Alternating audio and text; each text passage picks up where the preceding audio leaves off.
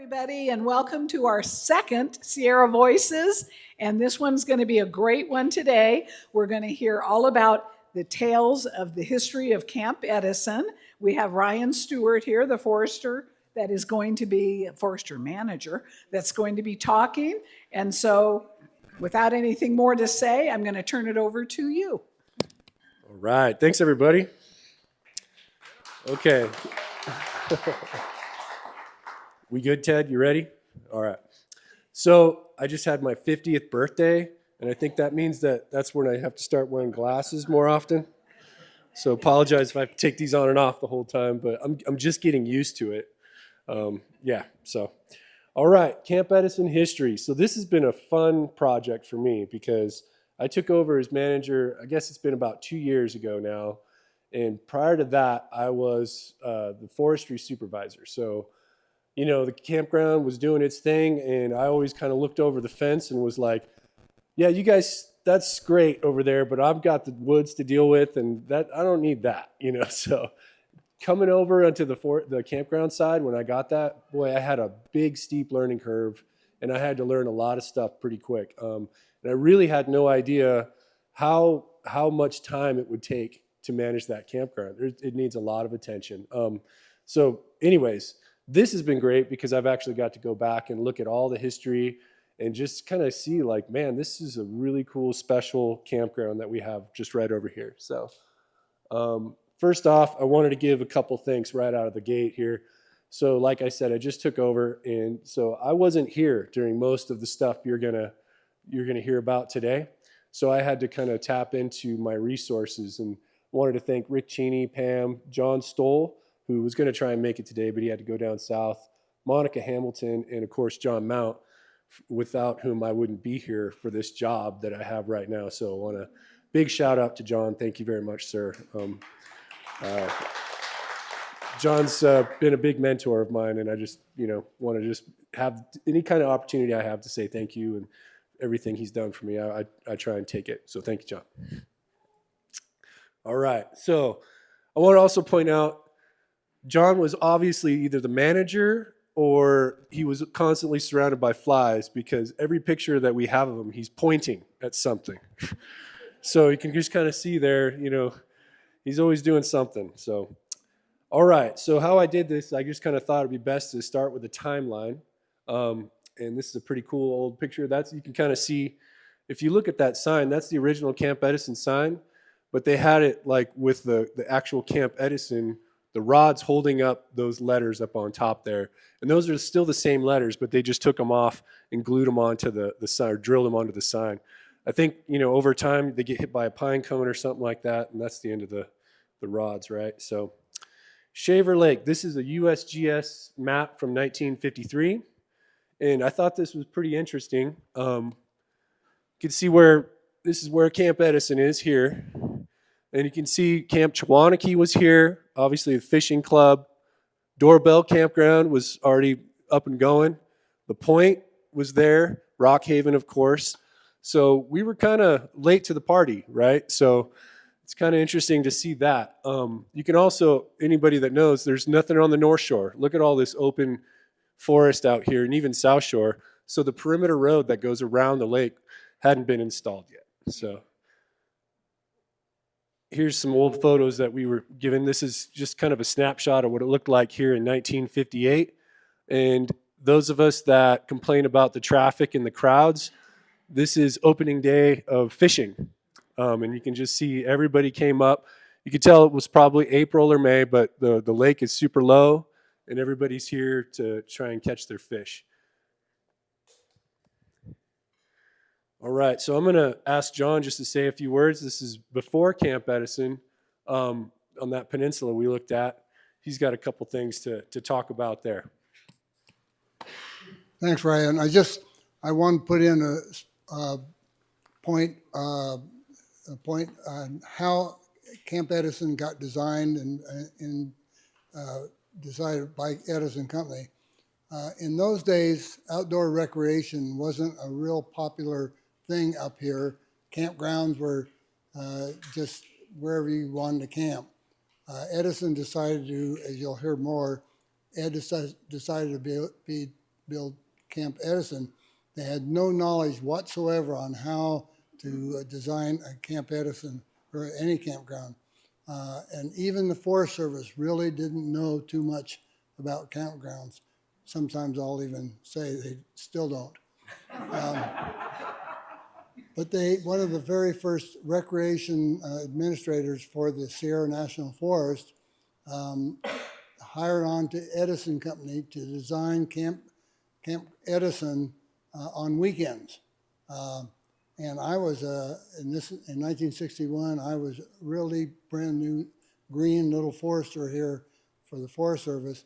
And I wanted to learn what the heck, how a person designed a campground.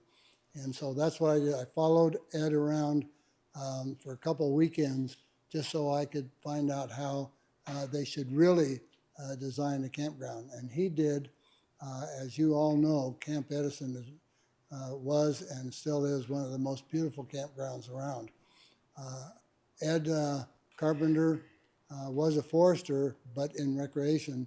And then when he retired from the Forest Service, then he started the forestry program at Reedley College. So I want to put a word in for Ed Carpenter because he was such a great guy for this area, for not only Shaver, but for Reedley College. So. All right, yeah. Thanks, John. So that's pretty interesting. I loved hearing that from John because what it sounded like is this was a kind of a roughed-in campground on that peninsula before. It's just you just kind of came up, you drove out dirt roads, almost kind of like what kind of near Eastwood and all that is right now. And you just go out there, you set up your tent, and you camp. And I thought it was interesting. John mentioned that Ed Carpenter kind of used those roads that people had just kind of naturally put in there and kind of used the layout there to kind of design the first 100 sites of the campground. So this is the Clovis Roundup in August of 1963. I love the headline, Camp Edison dedication attracts hundreds. So it's a big deal, yeah. So one of the things, the quotes out of this article that's great is that Camp Edison is a unique undertaking in which the Edison Company took the best of ideas derived from the Forest and Park Services and other private campgrounds, combined them to create a modern super campground. Facility open to the public for only $1 per season. I think that might be a typo. So I thought that was great. Let's see. And just a little snapshot of what things looked like around here when this place opened. You guys, I know a lot of people remember Angelo's Bakery. There's an advertisement for it. The beauty salon, there's Cressman's right there. The Midway Market down in Clovis had some sales going on, and this is stuff that, like, I was running it by my girls, and they were like, we don't know what this stuff is. And even me, Swiss steak, like, what's that? Or ice milk. That's some stuff that you don't find that very often anymore. So, but look at those prices. We won't make any political comments. Okay, let's see. So here's the original campground map.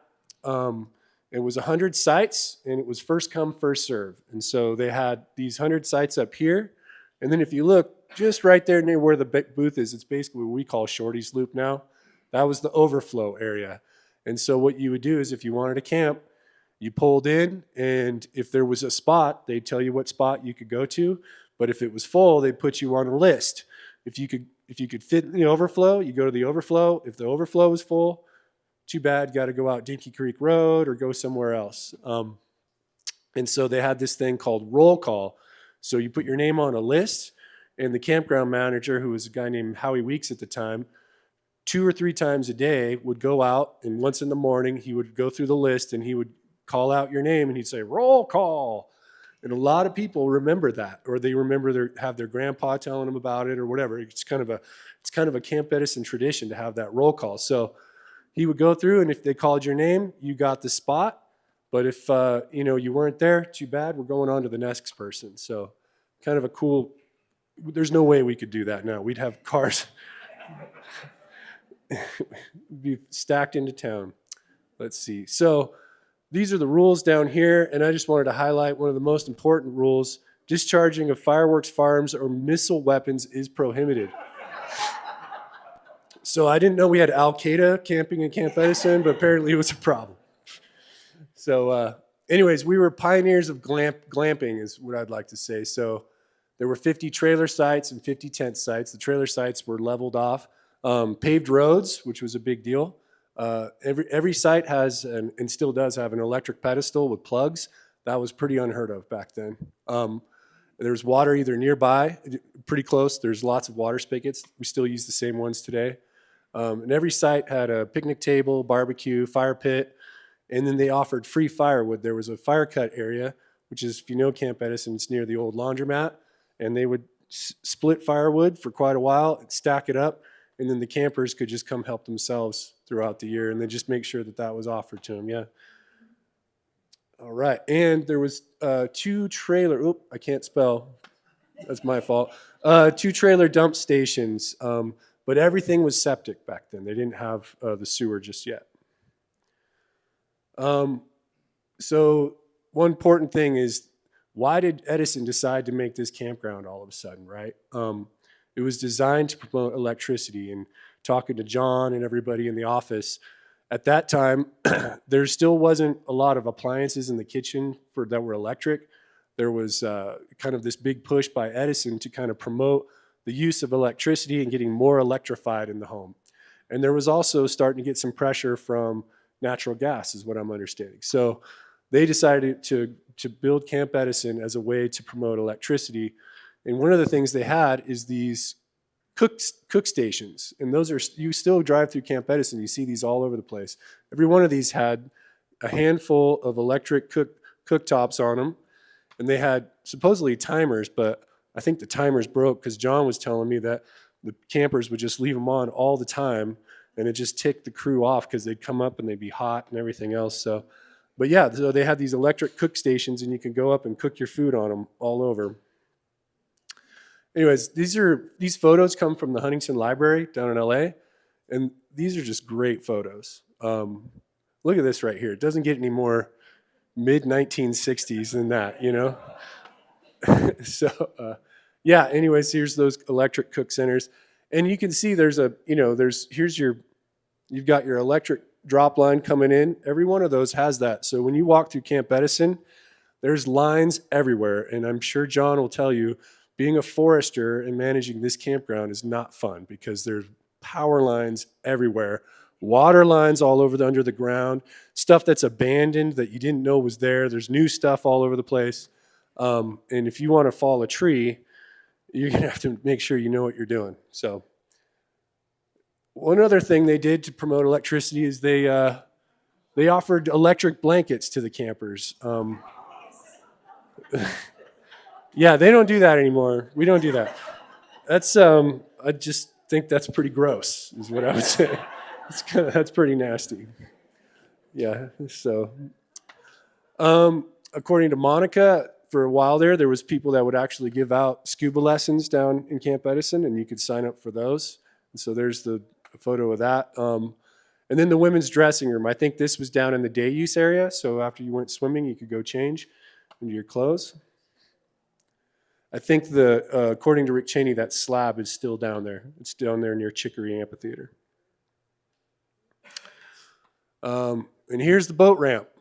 So, yeah, you can see it since then they've added to the boat ramp quite a bit. You can see it's not a very steep boat ramp, but I just love these pictures. When I first saw these barrels, and I was like, well, that's not very inviting, having toxic waste spilling into the lake. But I think that's where they moored what you see behind it there, which is the swimming ramp. And they talk about that a little bit. When they first built the campground, they built that big ramp out there.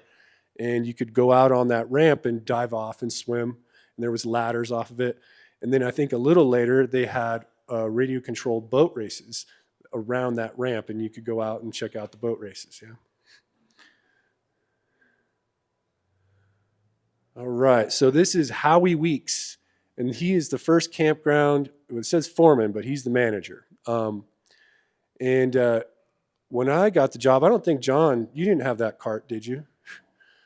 Yeah. I want a cart. But yeah, and I didn't get the hat either. I think I could probably pull that hat off. Anyways, but that's Howie Weeks. And if you read the quote, that little quote's from that Clovis article, the Roundup article. It says that maintenance will be assisted. Howie would be assisted with maintenance by 3 young college men. And here's a photo of them splitting firewood. And if you notice, the guy on the right might look a little familiar to you guys. Yeah. So that is Mr. John Stoll. And he worked there, and so did Jerry Page. Jerry Page was also one of the people, if you know who that is. He worked at Camp Edison. He was not. He makes sure I know that I was not a college kid. I didn't go to college. He didn't go to college, but he did. He stayed there for I think he said 3 or 4 years before going on to a career with PG&E. So, and now he's back, which is pretty cool. As you guys go around camp, you might notice a couple of these old buildings. The one on the left there, that was the original warehouse shop where they stored, materials and things like that. That eventually became the Happy Camper store, which you might remember before they moved it over to the new building at the registration center there. So we still use that. We still use that building, and that's just right there across from our office in the parking lot there. That was an office also for the engineers. Oh, really? They were in there for a while, a couple engineers. Okay. Yeah, shoot. Hopefully they didn't use it in the winter because it's bare bones. There's nothing in there at all. There's no heat. And the one on the right there, that was the original maintenance crew office, and that's down there near Chicory Amphitheater. And you can see they eventually cut a hole in there to open it up and use it as a small store. I'm not exactly sure. I never did find out when that happened, but that was before the Happy Camper. That was the original Happy Camper right there, the original store for Camp Edison. John, you know when that might have happened? When that was the store down there? 70s. That makes sense. All right, so moving forward here into the 70s, 1971 is when they finally did an amendment to the FERC Project 67 license, which is the Big Creek license, the hydro license. And they added Camp Edison and the Sierra Marina and the county boat ramp into that license as part of the recreation mandate. And so that brought about a lot of changes and allowed us to start looking at not only fixing things up, but maybe expanding the campground and doing a lot more recreation on the North Shore and all that. So kind of getting us close to where we are today. So in 1974, they expanded to 150 sites, and they added the Winter Loop, which is off to the left there as you're coming into camp. And that Winter Loop, that was when we started doing year-round camping at Camp Edison. And prior to that, it was just seasonal camping. And sometimes it took a while to open up camp, depending on the previous winter, just because it was so muddy and nasty and wet. And because everything was on septic, that could be a problem. You wouldn't want to open up the restrooms and have people using those septic systems if they were saturated, I guess. According to John, right? Things got a little messy sometimes, so they had to wait to open up. So also in the 70s is when the campground host program started, which has honestly been huge for us. Like having those campground hosts is a big savior. So I think they started out small, but since then we've got 36 positions of campground hosts that we look to hire and fill every year. 17 spots. So here is the expansion map. So now all of a sudden you can see that the Winter Loop was added here, and they still have the rule about the missile weapons. So that hasn't changed. But just kind of a neat, as I'm going to be showing, we have a lot of different iterations of this map, and just pay attention to the parking lots at day use, the boat ramp, that area. You can see like over time they started, just as more pressure came, they started adding more parking lots and doing things, and it's kind of interesting to see that occur over time. So in the late 1970s, that's when we built our current office and warehouse. That was real late, 1978, 83. In 1978, that's when we finally built, or got the approval to start working on the Eastwood parking lot over here, roads 1 through 3, what we call Eagle Point, or boat only, and the Balsam Meadow picnic area. So it was just Balsam Meadow back then. The forebay hadn't been built. And in 1979, 79, right, John? That's when we hired Mr. John Mount as the forester. So he wasn't in charge of the campground yet, but he came in, and here's a fine example of what he did during that time. He marked all the big trees. And here's the 80s. So finally they removed the electric cooktops in the 80s. They were basically falling apart. I think too many people had been burned at that point, and they were kind of a mess. So it took them a while, but they did it. We also added a cross-country ski trail network through the hydro license. And we had that all throughout behind camp and on the North Shore and throughout. Also, that was when I visited Shaver Lake for the first time and got my first taste of how wonderful this place is. So look at all that hair. Yeah, I'm trying to act tough on that jet ski. It's not working out for me. Okay, so finally the 1990s, John Mount took over as campground manager. And you kind of noticed the 80s, I don't have a whole lot of information. That's because there just wasn't really a whole lot available for me to find. I think we were just kind of in cruise control for a while. And then the 90s, when John took over, all of a sudden we got put back in gear again. And so we put the marina in. The Powells brought the marina into where it is now. We had mud bog races in Doorbell Cove. And Mr. Kerper here I was looking for these photos and I couldn't find them, but if you guys want to check them out, there's quite a few photos of those mud bog races, which, right, it's pretty unheard of that, like, right now, water quality and all these agencies would just shut us down. We'd be in prison. Yeah, so to have mud bog races is pretty impressive. John created the host sites. So the camp hosts were actually occupying actual campsites prior to that. So every time you added a camp host to a loop or whatever, you'd lose revenue because that was a site being occupied by a host.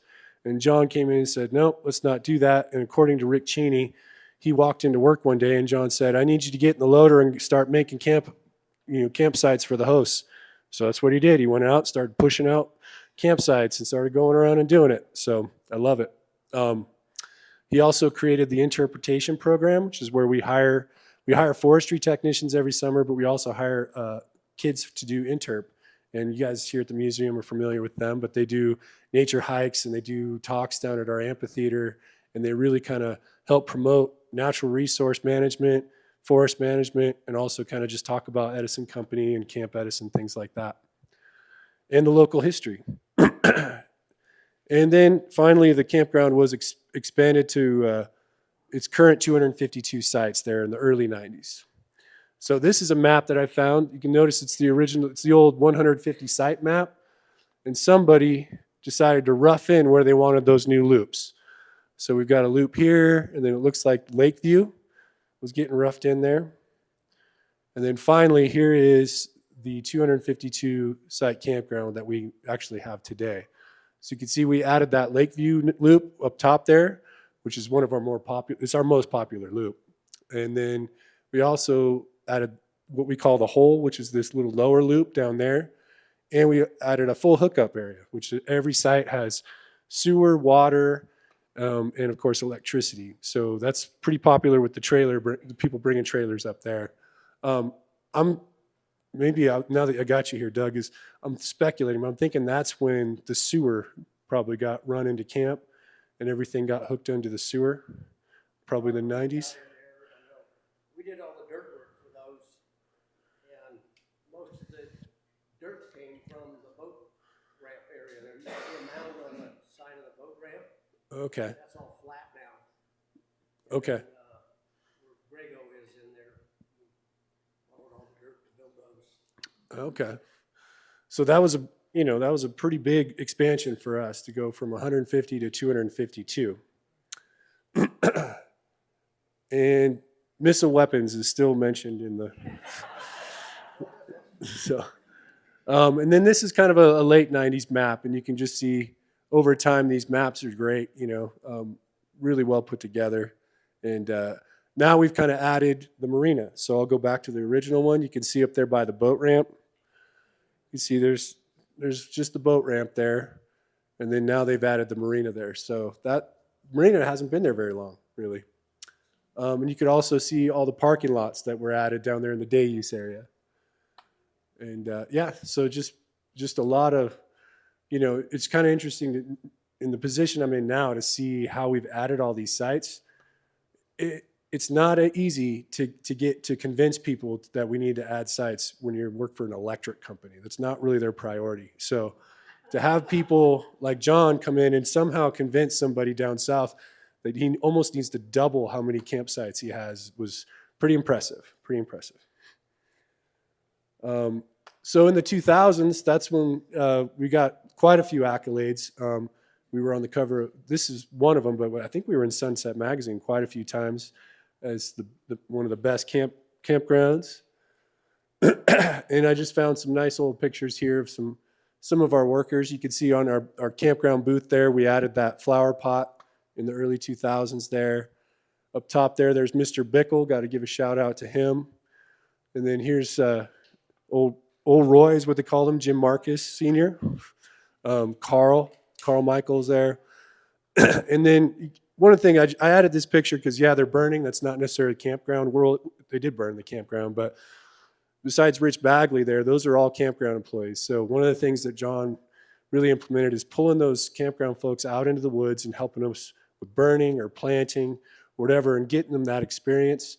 And just making it so that if you were on the crew, it didn't matter if you were in the campground or in forestry, you were helping in the campground or you were helping out in the woods doing something, which has really kind of helped that team kind of really build together and really utilize everybody. Let's see. So here's today. I just took this last Wednesday during the fireworks. This is down in Dayuse in Camp Edison. It's probably about 6 o'clock that night as we were getting ready for the fireworks to come in. And you could just kind of see the clientele is, sometimes it's a little rougher these days, but we still, let people in, and it's just, things have changed quite a bit. We've got a lot of pressure, especially after COVID. We've just seen a huge, probably no secret to you guys, just a huge spike in recreation up here. And like today we had to close day use. And what we've noticed is we've got a lot of competing people for the parking down there in Camp Edison, including the marina. If you have a reservation, well, we can't tell you can't come in and rent your boat. If you have a boat and a slip, we want to let you in to get that. If you want to come in and do day use, we want to let you in to do that. So we have to allocate all those things. And so what happens is usually about 10 or 11 o'clock on a busy day today, we have to say, sorry, we're closed, even though there might be parking spaces down there. Those parking spaces are for somebody that's we're anticipating coming. So it makes it tough, but that's kind of where we are nowadays. But last year we had in the campground about 30,000 occupied sites, and we sold about 35,000 vehicle day passes. So just adding about 3 per site and 3 per vehicle. That's about 200,000 what we call visitor days. And so that's just a day that has, you could be the same person 3 or 4 days in a row, but that's how many, if you just add up how many people are there every day throughout the year. And we have surveys that we give out when we give somebody a pass, and they can turn them in at the end of the day. We got 389 of those surveys back last year, and we have a 97% customer satisfaction rating, which is unheard of. Like, it's really crazy. Like, usually you fill those surveys out when you're mad, right? So, and we get those. But, to get that many positive people that want to say nice things is pretty impressive, especially in this day and age with social media and everything else. So this is our Yelp reviews, and I kind of put up what I thought were people that we kind of were on par with, to kind of benchmark against them. You can see that we have a 4.0 Yelp review. And Outdoorsy Yosemite, that's a campground up at Bass Lake, very similar to ours. 3.0 yeah, they suck. Curry Village, you know where that's at. That's in the valley. 3.4. Yep. And then finally, Disneyland Park, the happiest place on earth, a 3.8. So we're better than Disneyland, basically. That's the moral of that story. These are just some things that I'm sure you guys are aware of, but that we've done recently. We brought in a coffee cart from the mill. Coffee cart comes up here during the summer, and so if you got a slip or something like that, you can stop in there, get a nice, chai latte or something, and go out on the lake. I'll be honest, there was a little bit of a personal reason to bring the coffee cart in. It's kind of selfish, but that's been great for our campers. We also redid the library. The original Hellwig Library, I think, was built in the 80s, and we had to take the books out every year because it leaked, and it would flood, and then we'd have to put them back in after it dried out in the spring. Well, so we replaced it with a tough shed a year or so ago, and yeah, it's a beautiful library. Now we can just leave the books in there, which is pretty cool. And then just we redid our amphitheater because that was kind of falling apart. And one of the things I'm proud of is, besides buying the tough shed, all the paneling and everything, that was our maintenance crew in-house that did that. So we didn't have to use anybody else, which is we're trying to start doing that a little bit more, like have projects, start working on things, getting things kind of fixed up. Because I always kind of liken the campground to like a 63 bus, you're working on one thing, but something else is broken and it just keeps breaking, and there's bubble gum and shoestrings and all that stuff holding things together a little bit. Anyways, this is our intern program also. You could just see the kids just really enjoying.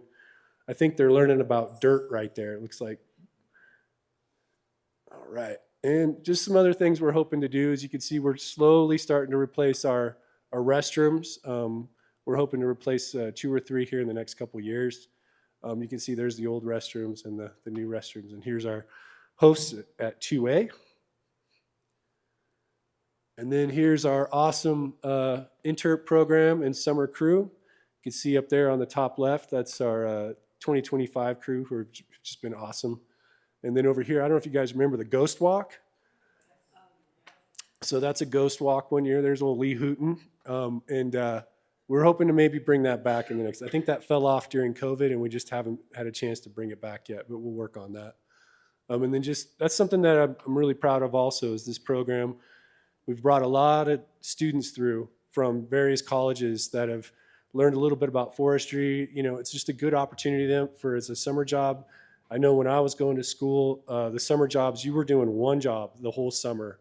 And when you come here, we really do try and get you experience, whether it's working down at the nursery, working out in the woods, working in camp, try and get these kids just kind of and it's also pretty mellow. It's pretty fun to work here. So you go back, you get a little bit of experience, you see how an operation works, and then when you graduate, you also get a kind of an understanding of maybe, yeah, I do like forestry, or maybe I do like this, and you can kind of pick and choose you get a little better idea of what you want to do as a career. And here's just some classic, the story of Camp Edison is really its people and the people that manage it. And here's just some old photos I thought I'd bring up. There's old John with his crew there up on the left. This, I believe, was Steve Bird, who was manager prior to me. And then this is Rich Bagley and his crew. With just a lot of faces, a lot of different people have come through. And, a lot of neat things have been done over the years. And then finally, here we are. This is everybody, and that's all the camp hosts and the whole crew. It's interesting that, our crew is pretty much, I want to say, probably 70 to 80% of it is part-time. And so they take off during the wintertime, they go do other things, and then they come back in the springtime. So a lot of fluctuation with who's around. But if you're interested in being a camp host, we can always use camp hosts. So, and also people to work in the booth and people on the maintenance team. We hire every summer. So hit me up. All right. And that is it. Thank you very much.